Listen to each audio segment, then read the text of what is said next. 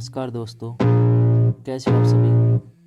आशा करता हूँ आप सभी अच्छे होंगे और इसी आशा के साथ मैं अमित महाराज आप सभी का फिर से आरडी गुरुकुल चैनल पर हार्दिक स्वागत करता हूँ। आरडी गुरुकुल चैनल जो आपका अपना चैनल है, इस चैनल पर हमने जो प्रधानमंत्री सीरीज स्टार्ट की है उसमें आज तीसरे चरण के प्रधानमंत्री की बात हम करेंगे।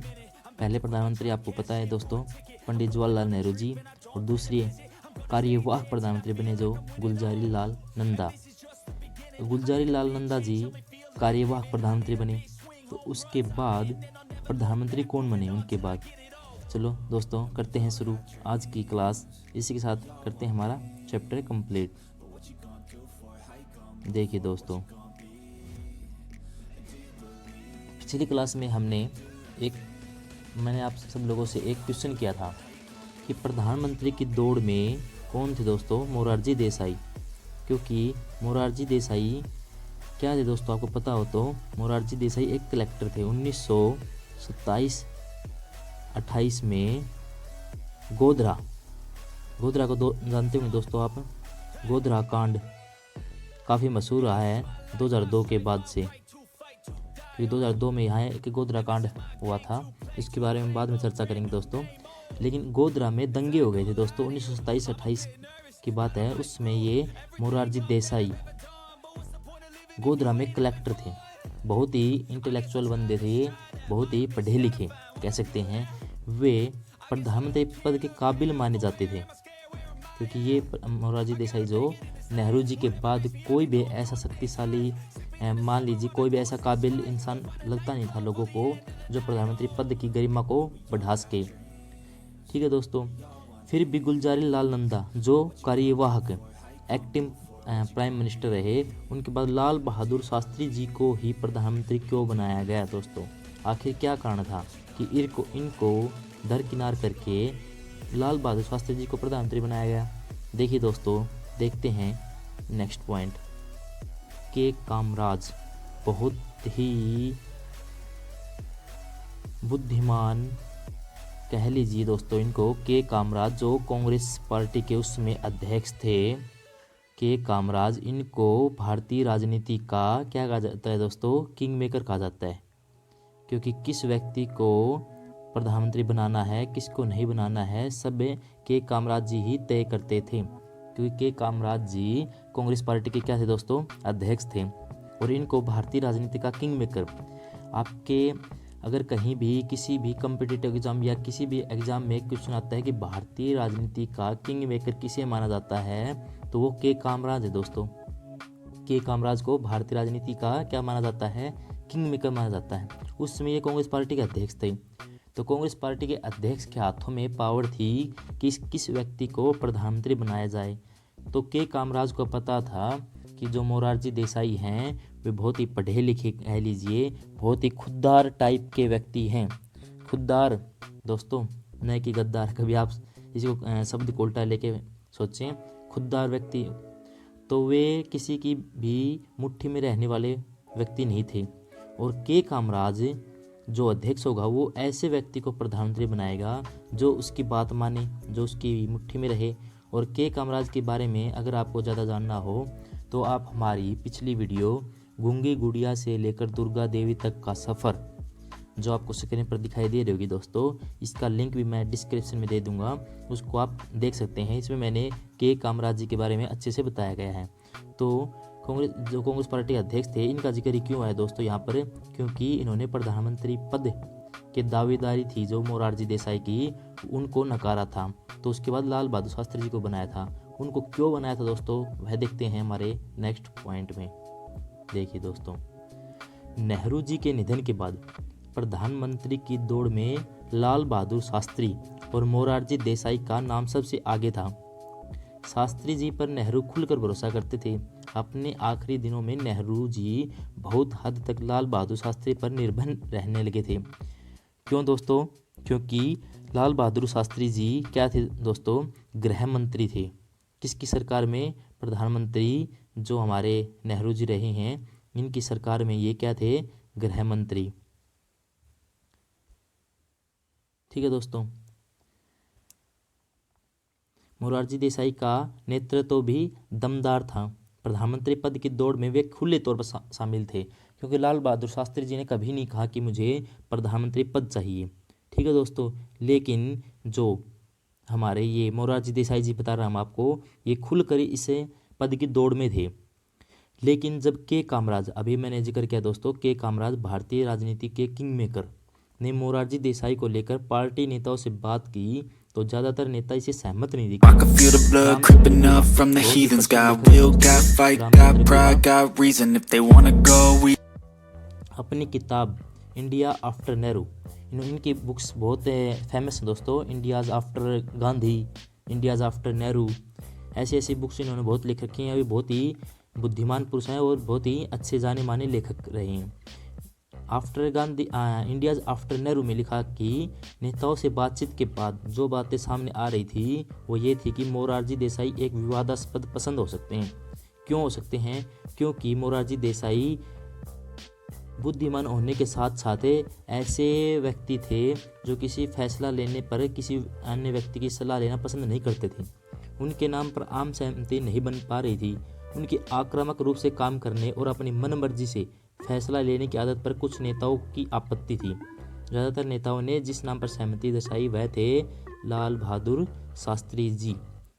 कलर सेम हो गया है तो दोस्तों कलर दूसरा करता हूँ मैं, लाल बहादुर शास्त्री जी। इस पर सभी की सहमति बनी। और मोरारजी देसाई क्या थे? अपनी मन मर्जी से फैसला लेने वाले। क्यों? क्योंकि ये इतने पढ़े लिखे और एक तो ये कलेक्टर रह चुके थे, तो इनको फैसला लेने में कोई कठिनाई न हो। नेताओं की, किसी भी नेता का हस्तक्षेप नहीं चाहते थे ये अपने किसी भी फैसले में। तो लाल बहादुर शास्त्री जी नाटे से कद के थे, छोटे से कद के, और इन पर सभी नेताओं की आम सहमति बन गई। इस आम सहमति के पीछे के कामराज जी का भी बहुत हाथ रहा, क्योंकि के कामराज को लगता था कि लाल बहादुर शास्त्री जी उनकी मुट्ठी में रहेंगे।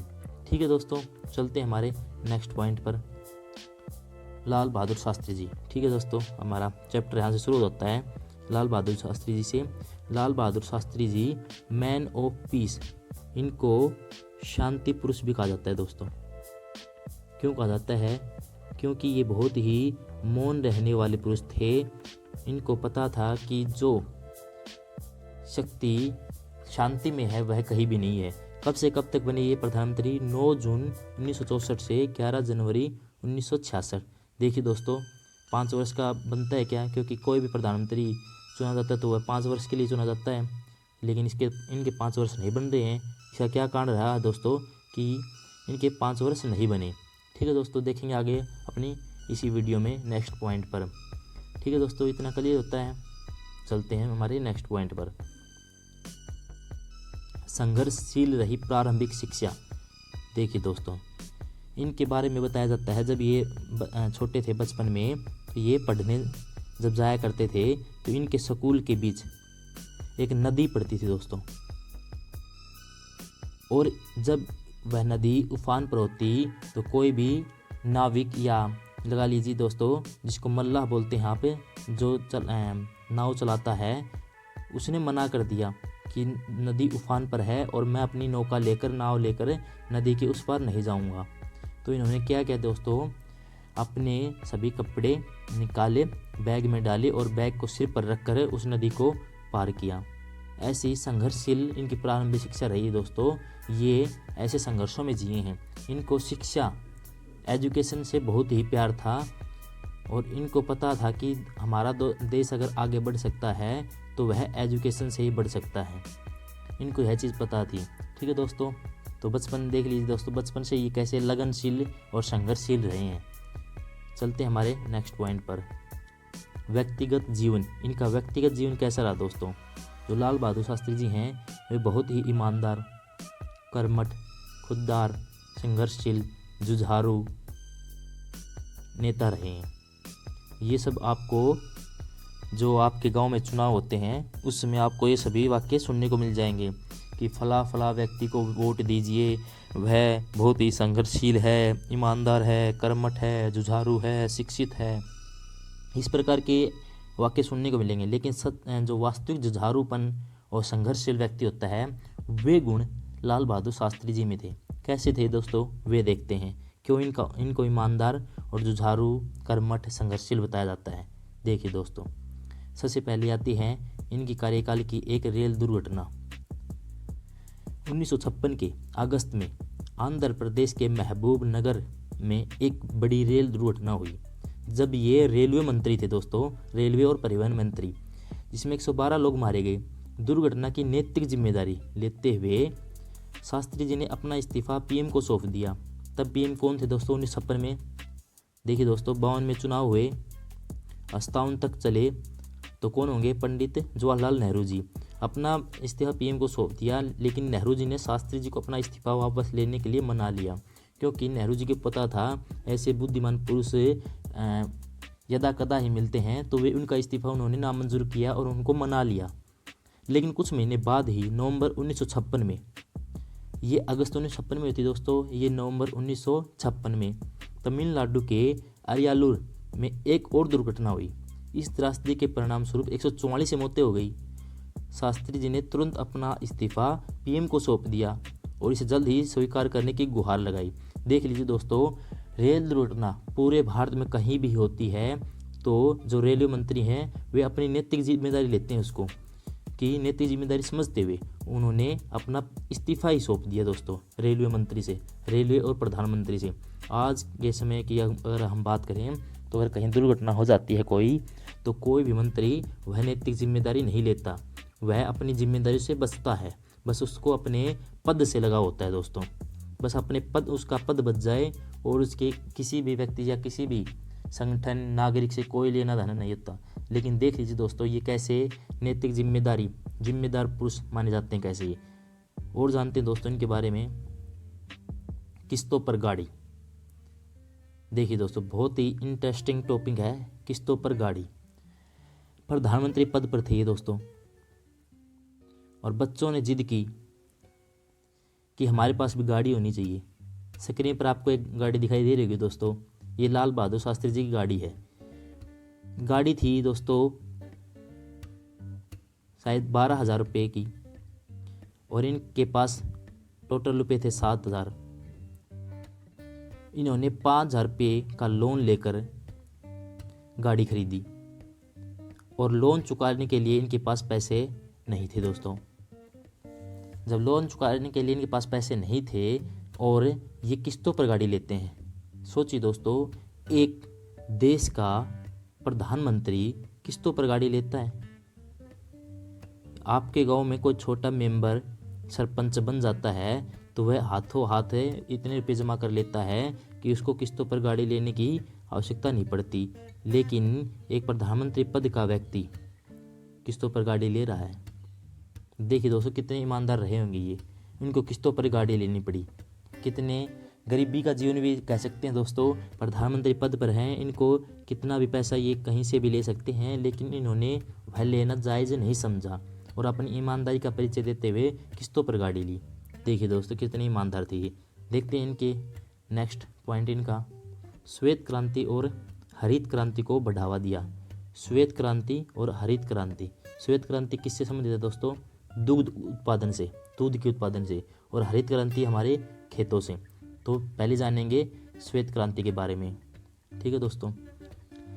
तत्कालीन प्रधानमंत्री लाल बहादुर शास्त्री जी के नेतृत्व में कई अन्य कंपनियों ने और अमूल इंफ्रास्ट्रक्चर अरेंजमेंट और रिसोर्स के मैनेजमेंट के साथ नेशनल डेयरी डेवलपमेंट शुरू किया। कुरियन नाम के व्यक्ति थे दोस्तों, इन्होंने उस समय के साथ उनके मित्र HM डालिया ने भैंस के दूध से मिल्क पाउडर बनाने और कंडेंस्ड मिल्क बनाने की तकनीक के आविष्कार में योगदान दिया। तो यह यहाँ से दोस्तों इनके कार्यकाल से ही श्वेत क्रांति शुरू होती है, और श्वेत क्रांति को इन्हीं इनके कार्यकाल में बढ़ावा मिला था। देखिए दोस्तों, आगे चलते हैं। श्वेत क्रांति हो गया, तो अब हरित क्रांति के बारे में जानते हैं। हरित क्रांति कैसे क्या रही। MS स्वामीनाथन भारत के हैं दोस्तों ये। वे पहले व्यक्ति थे जिन्होंने सबसे पहले गेहूं की एक बेहतरीन किस्म को पहचाना और उससे किसानों को अवगत कराया। उन्हें किसानों का मसीहा, किसानों का नेता वो अलग चीज़ है दोस्तों, और किसानों का मसीहा अलग चीज़ है। किसानों का नेता किसको कहा जाता है, ये कमेंट बॉक्स में बताना। आप सभी के लिए क्वेश्चन है, ये किसानों का नेता किसे कहा जाता है। इन्हें किसानों का मसीहा क्यों कहा गया, क्योंकि जब आज़ादी के बाद भारत अनाज को भी बाहर से आयात कराता था दोस्तों, अनाज का भी आयात करता था। भारत इतना गरीबी में था कि उसके पास इतना भी कृषि उत्पादन नहीं था कि वह स्वयं पूरे भारत की जो अनाज की उत्पादकता थी उसको बढ़ा सके, और वो अनाज को बाहर से आयात करता था, और जो अमेरिका जैसे देश हैं वहाँ से मंगवाता था अनाज को। और यह अनाज की किल्लत एक बार भूखमरी में भी बदली, जो आपको आगे पॉइंट में बताया जाएगा। लेकिन पहले इसको क्लियर करते हैं कि हरित क्रांति को लाल बहादुर शास्त्री जी की कार्यकाल में ही बढ़ावा मिला। क्यों इनके जो हरित क्रांति थी उससे बढ़ावा मिलता है, क्योंकि देश में भूखमरी के हालात हो गए थे। देखिए दोस्तों, नेक्स्ट पॉइंट हमारा 1965 का भारत पाक युद्ध।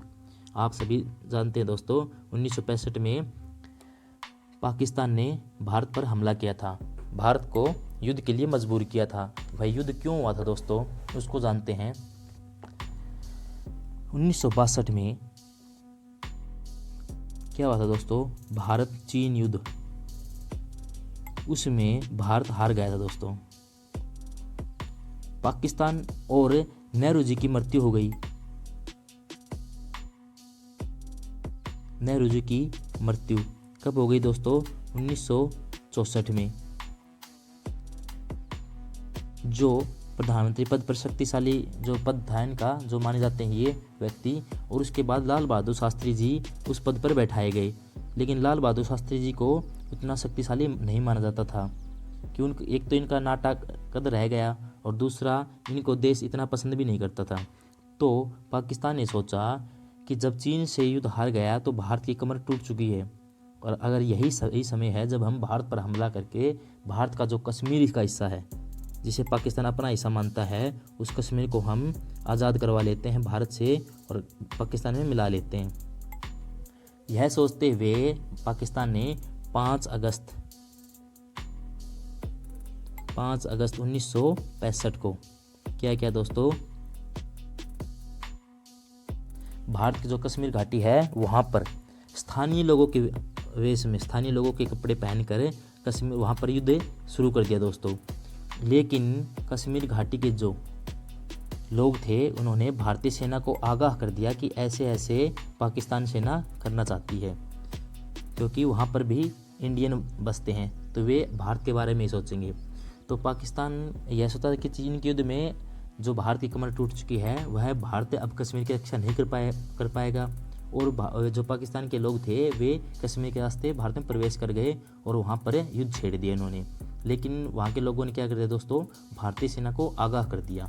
इस प्रकार पाकिस्तान ने जो ऑपरेशन छेड़ा था उसका नाम था जिब्राल्टर।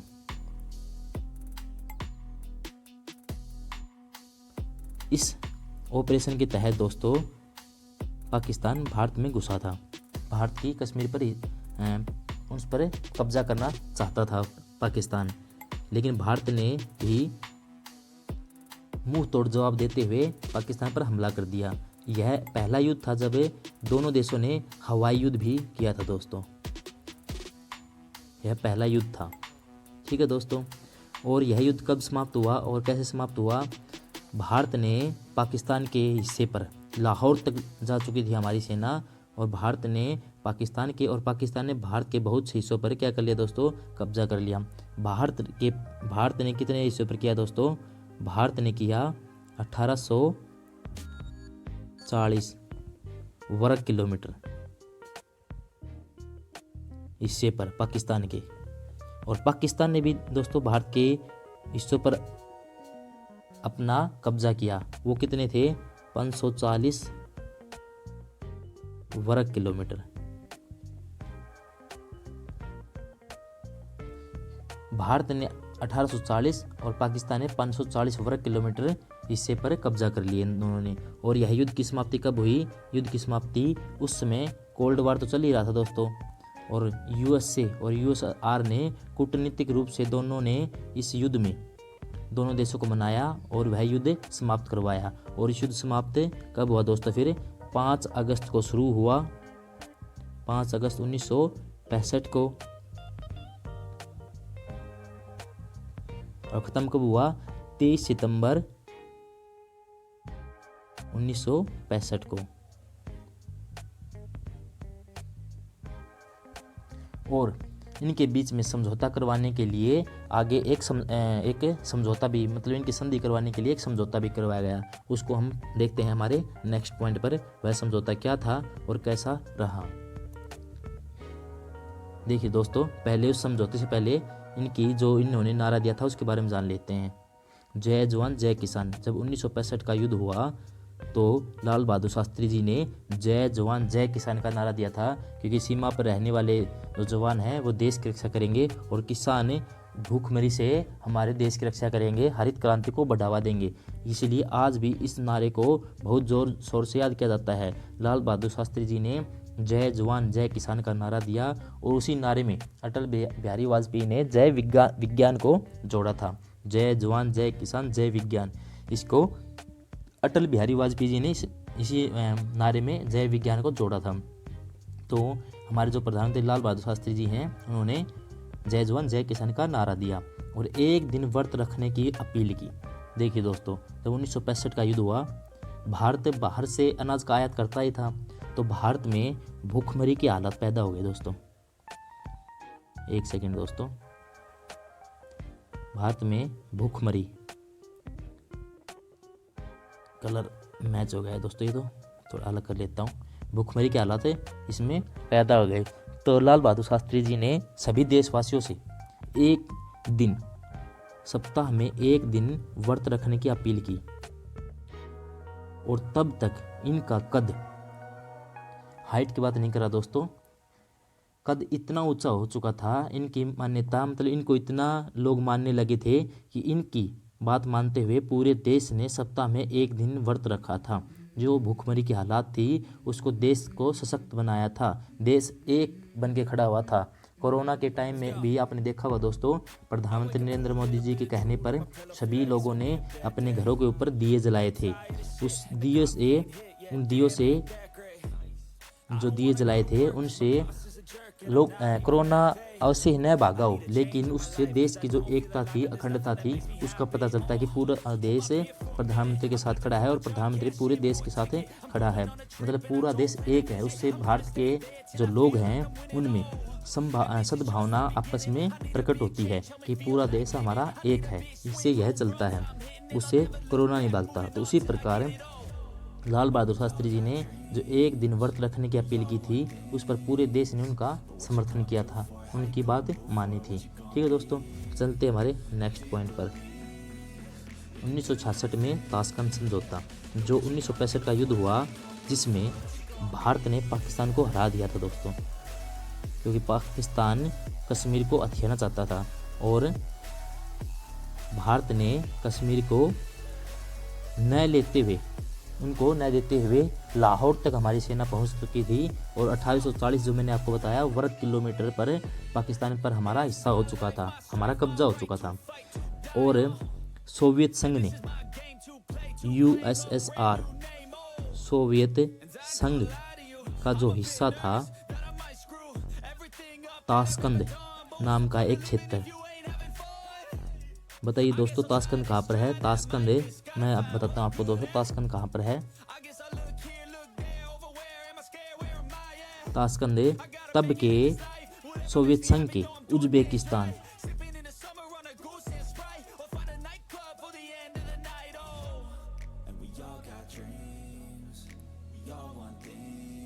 उज्बेकिस्तान के ताशकंद शहर में क्या हुआ दोस्तों, भारत और पाकिस्तान दोनों का समझौता हुआ। उस जो संधि हुई थी उसको ताशकंद समझौता के नाम से जाना जाता है। और देखिए दोस्तों, जो उज्बेकिस्तान है वह आज के समय में एक अलग देश है, और उस समय उज्बेकिस्तान था वह सोवियत संघ का हिस्सा हुआ करता था। लेकिन बाद में इससे अलग क्यों हुआ दोस्तों, आपको पता हो, उस समय कोल्ड वार चल रहा था 1966 में, और उसमें सोवियत संघ के नाम से जाना जाता था, USSR, सोवियत संघ को जाना जाता था। और 1991 में जब सोवियत संघ के 15 टुकड़े हुए, जो कोल्ड वार, इससे 15 देश बने अलग होकर, उसमें एक उज्बेकिस्तान भी था, जिसकी एक शहर है ताशकंद शहर उज़्बेकिस्तान का, वहाँ पर यह समझौता हुआ था। यूएसएसआर का विघटन कब हुआ? 1991 को, और 15 देश बने थे। इस पर मैं एक अलग से वीडियो लेकर आऊँगा दोस्तों, जिसमें अच्छे से डिटेल में बताया जाएगा कि यूएसएसआर क्यों टूटा था और कैसे कोल्ड वार समाप्त हुआ था। ठीक है दोस्तों, जो ताशकंद समझौता हुआ भारत और पाकिस्तान के बीच, भारत के प्रधानमंत्री उस समय कौन थे दोस्तों? लाल बहादुर शास्त्री जी, और जो पाकिस्तान के थे वे अयूब खान। ठीक है, उनके बीच में दोनों में यह समझौता हुआ। तो समझौता कब और कैसे हुआ देखें दोस्तों, समझौते में क्या क्या शर्तें रखी गई। देखिए दोस्तों, 1966 का जो ताशकंद समझौता था, ताशकंद जो घोषणा हुई, उसके मुख्य बिंदु जानते हम क्या क्या रहे थे। घोषणा के अनुसार दोनों देशों द्वारा निम्नलिखित बिंदुओं का पालन किया जाना था। भारत और पाकिस्तान दोनों 5 अगस्त 1965 से पहले की, क्योंकि 5 अगस्त 1965 को ही पाकिस्तान ने भारत पर हमला किया था, यह सोचकर कि हम भारत को हरा देंगे, लेकिन हुआ इसका उल्टा ही। अपनी पिछली स्थिति पर वापस आ जाएंगे। पिछली स्थिति पर वापस आने का क्या मतलब है दोस्तों? भारत ने जो 1840 वर्ग किलोमीटर पर कब्जा किया है और जो पाकिस्तान ने 540 वर्ग किलोमीटर पर कब्जा किया है, वे दोनों छोड़ देंगे और वापस अपने अपने देश में ही रहेंगे। न ही एक दूसरे के आंतरिक मामलों में दखल देंगे और न ही एक दूसरे के खिलाफ जहरीले प्रचार को हतोत्साहित करेंगे। कहने का मतलब है एक दूसरे के खिलाफ कोई भी जहरीला प्रचार नहीं करेंगे और एक दूसरे के आंतरिक मामलों में भी दखल नहीं देंगे। युद्ध बंदियों का व्यवस्थित स्थानांतरण होगा। जो भी पाकिस्तान ने भारत के जो सेना के जो सैनिक हैं, जवान हैं, उनको यदि युद्ध बंदी बना लिया है तो पाकिस्तान छोड़ देगा, और अगर भारत ने बनाया है तो भारत छोड़ देगा। दोनों नेता द्विपक्षीय संबंधों को सुधारने की दिशा में काम करेंगे। कहने का मतलब है लाल बहादुर शास्त्री जी और अयूब खान दोनों द्विपक्षीय, दोनों पक्षों के संबंधों को सुधारने की दिशा में काम करेंगे। यह ताशकंद घोषणा के मुख्य बिंदु थे दोस्तों। व्यापार और आर्थिक संबंधों को पहले की तरह बहाल करने पर सहमति बनी। जो व्यापार था, एक दूसरे देश के साथ जो व्यापार था और आर्थिक मामले थे, उन पर दोनों देश पहले की तरह ही बने रहेंगे। ठीक है दोस्तों, यह ताशकंद घोषणा कब हुई थी दोस्तों? ताशकंद घोषणा कब हुई थी? 10 इस पर कब हस्ताक्षर हुए थे दोस्तों? 10 जनवरी 1966 को इस पर हस्ताक्षर हुए थे, 10 जनवरी 1966 को। अब आता है दोस्तों एक बहुत ही दुखद घड़ी, जब लाल बहादुर शास्त्री जी सोवियत संघ की उज़्बेकिस्तान के ताशकंद शहर में 10 जनवरी 1966 को ताशकंद समझौते पर हस्ताक्षर करते हैं। उसके बाद जो 11 जनवरी आती है दोस्तों, उस रात को क्या होता है? देखिए दोस्तों, हमारा नेक्स्ट पॉइंट, बहुत ही दुखद घड़ी मानी जाती है दोस्तों ये भारतवासियों के लिए। 11 जनवरी को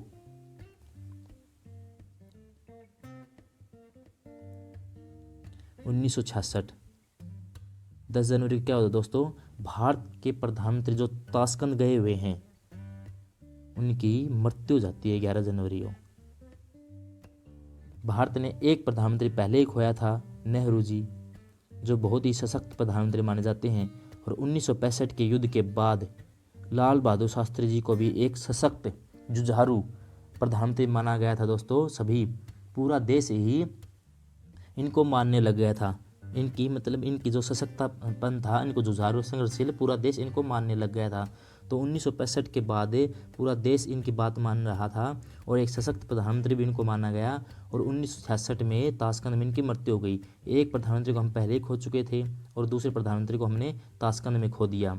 और दोस्तों, जो यह मृत्यु थी 1 सेकेंड दोस्तों, बताते हैं कि 11 जनवरी को क्या हुआ दोस्तों? 11 जनवरी को जो हमारे प्रधानमंत्री हैं लाल बहादुर शास्त्री जी, इनकी हार्ट अटैक से इनकी क्या हो गई दोस्तों? मृत्यु हो गई, हार्ट अटैक से। लेकिन ये कितना सच है कितना झूठ है, यह कोई भी नहीं जानता दोस्तों। कॉन्स्पिरेसी थ्योरी मानती है कि इनको जहर देकर मारा गया था, लेकिन क्या सच्चाई है क्या झूठ है वह आज तक पता नहीं चला है। लेकिन यही माना जाता है कि प्रधानमंत्री की हार्ट अटैक से मृत्यु हुई थी।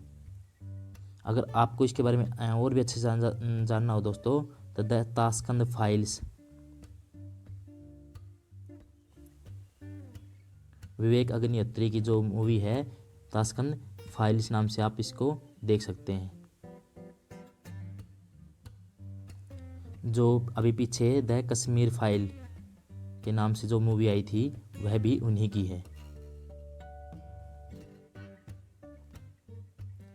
ठीक है दोस्तों, तो उसको आप अच्छे से देख सकते हैं, समझ सकते हैं उनकी मृत्यु कैसी, कॉन्स्पिरेसी थ्योरी उसमें पूरी दिखाया गया है कि लाल बहादुर शास्त्री जी की मृत्यु हार्ट अटैक से थी या कैसे थी। ये एक प्रकार से एक मूवी है, इसकी सच कितना है इसके बारे में कोई कुछ नहीं कह सकता। ठीक है दोस्तों, चलते हैं हमारे नेक्स्ट पॉइंट पर। देखिए दोस्तों, बहुत ही इम्पोर्टेंट है हमारा ये टॉपिक और ये पॉइंट भी। कार्यकाल के बीच में ही प्रधानमंत्री के निधन से प्रधानमंत्री पद पर कौन बिठाया गया, क्योंकि जो हमारे प्रधानमंत्री थे नेहरू जी, जब उनकी मृत्यु हुई 1964 में 27 मई 1964 को, तब किसको बिठाया गया? गुलजारी लाल नंदा जी को। और उसके बाद जो लाल बहादुर शास्त्री जी थे वे सर्वसम्मति से चुन लिए गए। तो अब लाल बहादुर शास्त्री जी की भी मृत्यु हो गई, तो अब प्रधानमंत्री पद पर किसे बैठाया जाएगा या कौन बैठाया गया, या फिर आम चुनाव करवाए गए, या फिर जो लाल बहादुर शास्त्री जी की मृत्यु के बाद सीधे डायरेक्ट आम चुनाव कराए गए। दो शक्तिशाली प्रधानमंत्रियों के, देखिए दोस्तों, प्रधानमंत्री पद कभी भी खाली नहीं छोड़ा जाता। जब नेहरू जी की मृत्यु हुई तब 2 घंटे के अंदर ही अंदर गुलजारी लाल नंदा जी को प्रधानमंत्री पद पर बैठा दिया गया था। दो शक्तिशाली प्रधानमंत्रियों के निधन के पश्चात दो शक्तिशाली कौन कौन? एक तो नेहरू जी, दूसरे शास्त्री जी। ये दोनों भारत के शक्तिशाली प्रधानमंत्री रहे, क्योंकि नेहरू जी तो थे ही, इन्होंने स्वतंत्रता संग्राम में हिस्सा लिया, अंतरिम सरकार बनाई और फिर पहली सरकार में भी प्रधानमंत्री रहे, दूसरी में भी रहे, तीसरी में भी रहे। और इसी प्रकार शास्त्री जी ने 1965 का जो युद्ध जीता, उसके बाद ये इनको सशक्त प्रधानमंत्री माना जाने लगा। शक्तिशाली प्रधानमंत्रियों के निधन के पश्चात भारतीय राजनीति में क्या बदलाव आए दोस्तों? किसको प्रधानमंत्री बनाया गया? और क्योंकि मृत्यु हो गई, मृत्यु के डायरेक्ट तो चुनाव होंगे नहीं, कि मृत्यु के बाद अगर चुनाव हो भी गए तो पहले चुनाव घोषित किए जाएंगे, उसमें समय लगेगा, फिर चुनाव करवाए जाएंगे, उसमें समय लगेगा। तो लेकिन प्रधानमंत्री का पद है जो, उसको खाली तो उस समय तक रख नहीं सकते, किसी न किसी को प्रधानमंत्री पद पर बैठाया जाएगा। तो कौन बैठाया गया दोस्तों? और जो भारतीय राजनीति के जो दोनों शक्तिशाली प्रधानमंत्री थे, इनकी मृत्यु के बाद भारतीय राजनीति में क्या क्या बदलाव आए?